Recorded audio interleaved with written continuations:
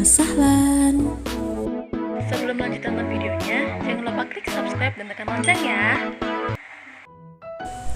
Assalamualaikum warahmatullahi wabarakatuh. Selamat datang di channel kami. Di video kali ini kita akan membahas materi bahasa Arab tentang jumlah ismiyah dan jumlah fi'liyah.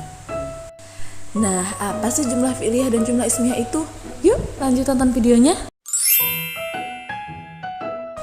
Sebelum kita membahas tentang jumlah ismiyah dan jumlah fi'liyah, perlu kita ketahui bahwa kata atau yang dalam bahasa Arab disebut dengan al-kalimah dibagi menjadi 3, yakni isim, fi'il, dan huruf. Apa itu isim, fi'il, dan huruf? Adapun yang pertama adalah isim. Isim adalah kata yang menunjukkan makna untuk dirinya sendiri tanpa disertai keterangan waktu, baik masa sekarang, masa lalu, serta masa yang akan datang. Kalimat isim disebut juga dengan kata benda. Apapun yang memiliki arti nama, kata benda, dan sejenisnya merupakan kalimat isim. Contohnya nama orang, nama benda seperti meja, kursi, buku, pensil, dan lain sebagainya. Selanjutnya ada fi'il. Fi'il adalah kata yang menunjukkan makna pekerjaan yang berkaitan dengan waktu, baik masa sekarang, masa lalu, serta masa yang akan datang. Kalimat fi'il dalam bahasa Indonesia disebut juga sebagai kata kerja. Sehingga apapun yang bermakna pekerjaan atau perbuatan sudah pasti merupakan fi'il. Contoh, makan, minum, mencuci, dan lain sebagainya.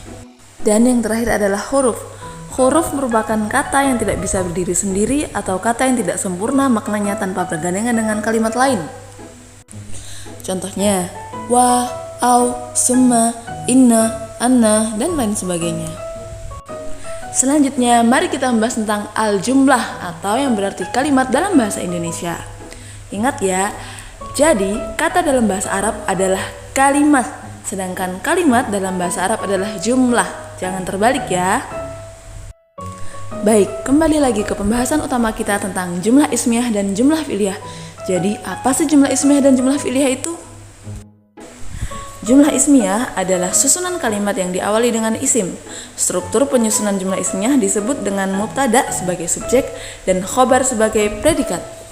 Sedangkan jumlah fi'liyah adalah susunan kalimat yang diawali dengan fi'il. Struktur penyusunan jumlah fi'liyah diawali dengan fi'il sebagai predikat dan fa'il sebagai subjek, dan biasanya dilengkapi dengan maf'ul bih sebagai objek. Baik, mari kita ambil contoh. Tapi sebelum lanjut ke contoh, ada beberapa hal yang perlu diperhatikan. Yang pertama, mubtada adalah isim yang diterangkan. Mubtada harus berbentuk isim ma'rifat dan rafa. Yang kedua, khobar adalah isim yang menerangkan mubtada. Khobar harus berbentuk isim nakirah dan rafa jika berubah isim. Yang ketiga, khobar harus sealur dengan mubtada dari sisi jenis. Misalkan mubtadanya mudzakkar, maka khobarnya juga harus mudzakkar serta jumlah.